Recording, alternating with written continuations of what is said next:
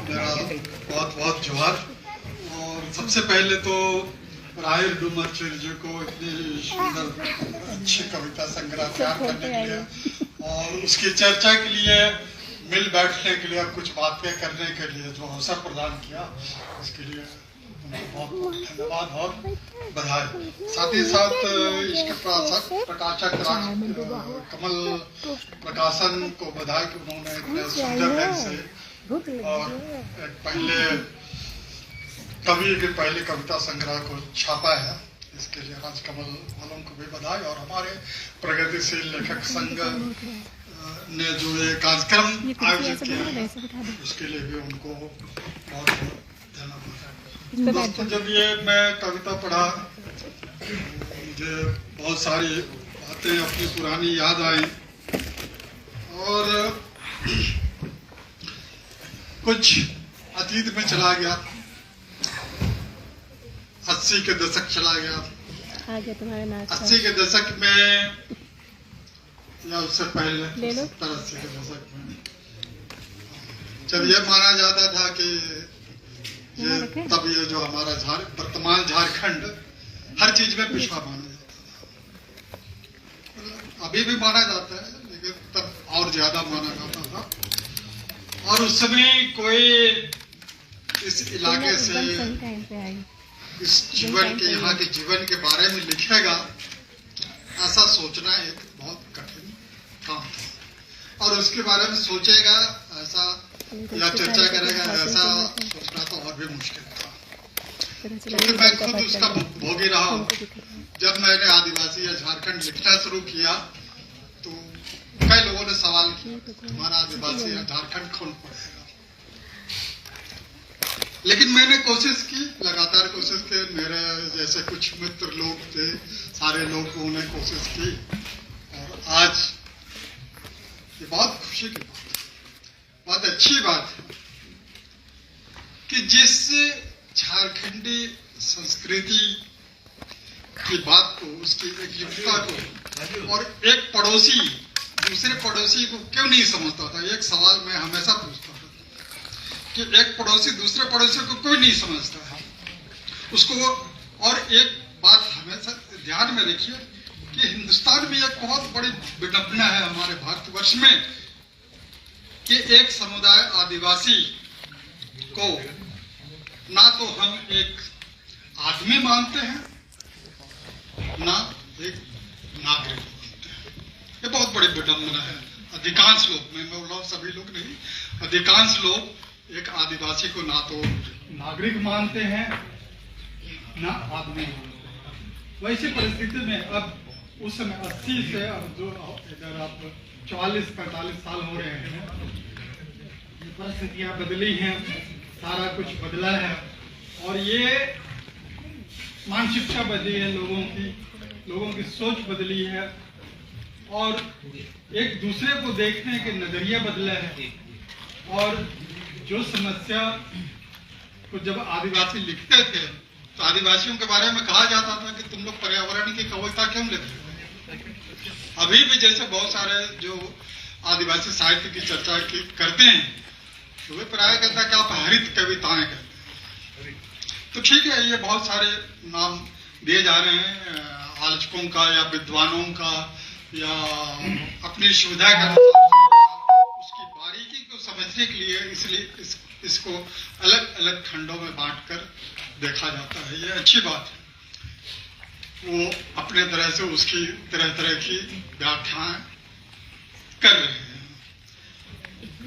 लेकिन ये डूमर जी की कविता पढ़कर लगा कि वो जो मैं बोलूंगा हमारा पड़ोसी जो हमें क्यों नहीं समझता हूं, ये सवाल जो पैदा कर रहा था उसका जवाब उन्हें अपनी कविताओं के माध्यम से दिया। और वो जैसे इसके पहले होता क्या था कि लोग आदिवासियों के जीवन के बारे में लिख रहे होते थे तो लगता था कि बहुत आसमान से एक फोटो खींचते हुए देख रहे हैं या ट्रेन से गुजरते हुए जा रहे हैं या बस से, और उन्होंने जो देखा उसको लिख लिया। लेकिन राहिल डूमर जी की कविता, मैंने इसकी अपनी कविता में कविता को झारखंड घुमाना चाहता हूँ, उसमें भी लिखा है, तो आपको याद होगा कि ऐसा क्यों। तो राहिर डूमर चीर की कविता आदिवासी गांव में जाती है, उसके दरवाजा खटखटाती है और उसके घर में प्रवेश करती है, बैठती है, उठती है, उसके मांदर के साथ नाचती है, महुआ का जो गिर रहा है उसे महसूसती है। तो ये जो आत्मीयता मैं जिसके लिए तरसता था, वो पहली बार अपने पड़ोसी के कविताओं में इतनी गहराई और आत्मीयता के साथ देखा है। तो ये उनकी बहुत बड़ी सफलता है कि, और संभवतः इसलिए कि वो, जैसा कि हमारे ने बताया कि वो संताली भाषा में, मैंने झारखंड में देखा है कि झारखंड में जितने भी पत्रकार हैं वो कोई झारखंडी भाषा, मतलब झारखंडी भाषा से मतलब है कोई आदिवासी भाषा, जैसे कि वो चाहे द्रविड़ भाषा का परिवार हो या मुंडारी भाषा परिवार की भाषा है, वो बहुत कम लोग उस भाषा को सीख कर उनके जीवन के बारे में लिखते हुए देखे गए हैं, कम लोग हैं। तो उन्होंने चूंकि उनकी भाषा को समझा, उसके जीवन को समझा, उनकी संस्कृति परंपरा को समझा, उनकी स्पिरिचुअलिटी को समझा, आध्यात्मिकता को समझा। ये बड़ी बात है कि उनकी आध्यात्मिकता वो कैसे क्या कर रहे हैं, उनके लय ताल जो कुछ, उनके दुख तकलीफ में जो उनका अंग संचालन के अलावा जो एक दूसरे को देखने का नजरिया है या परंपरा है, जो सोच है, उसको उन्होंने समझा और लिखा। लेकिन इसके साथ ही साथ चूंकि वो हमारे पड़ोसी भाई हैं, तो प्रायः जो क्या होता है कि हम महाभारत या रामायण से वंचित नहीं होते हैं या वहां के प्रसंगों को नहीं करते हैं। तो उन्होंने यहाँ भी वहां से कुछ प्रसंग उठाकर अर्जुन के बारे में या जो लाक्षागिरी में गए तो उसकी चर्चा की है, और जो आदिवासी समाज को उस व्यवस्था से या उस समय की तत्कालीन जो समाज था उसके हिसाब से और वर्तमान को जोड़ते हुए उसकी प्रासंगिकता को समझने की कोशिश की है। तो ये एक वजह इस बात की चर्चा यहाँ पर दूसरे मित्रों ने नहीं की। अर्जुन की मुस्कान है और ये जो कविता है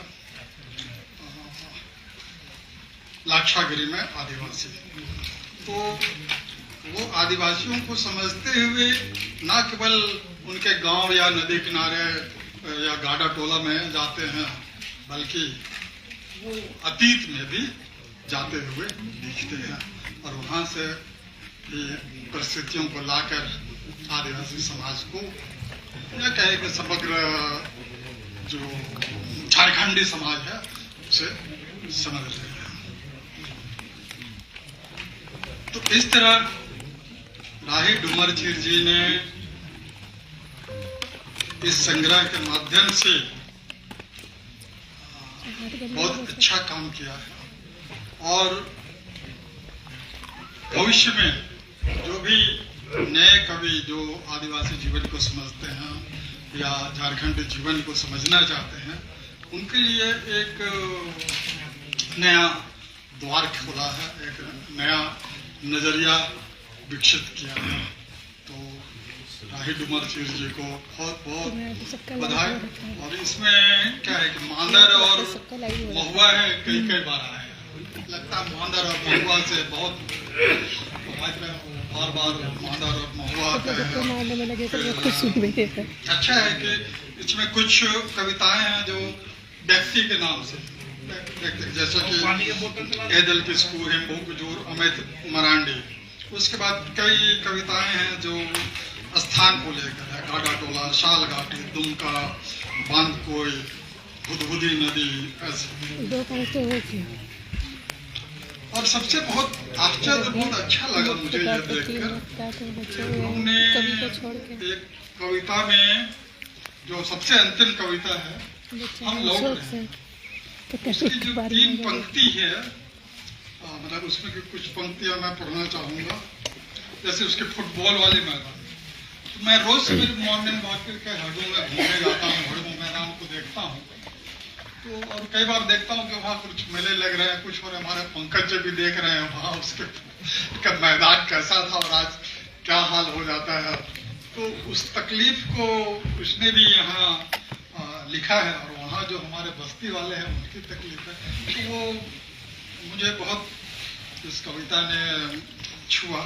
और उसके बाद में आपने एक पंक्तियां जो आपने लिखा है, खैर तुम्हारी तुम जानो, हमारे भी अब हम ही जानेंगे, जंगल पहाड़ नदियों को उजड़ने से सरनामा नाराज हो जाती हैं, कोप बरसाने लगते हैं सुमगंगा भी, मिलो मिल पैदल चलकर हम वापस लौट रहे हैं, तुम्हारी कभी न खत्म होने वाली गलियों से अब अपने खुले आसमान में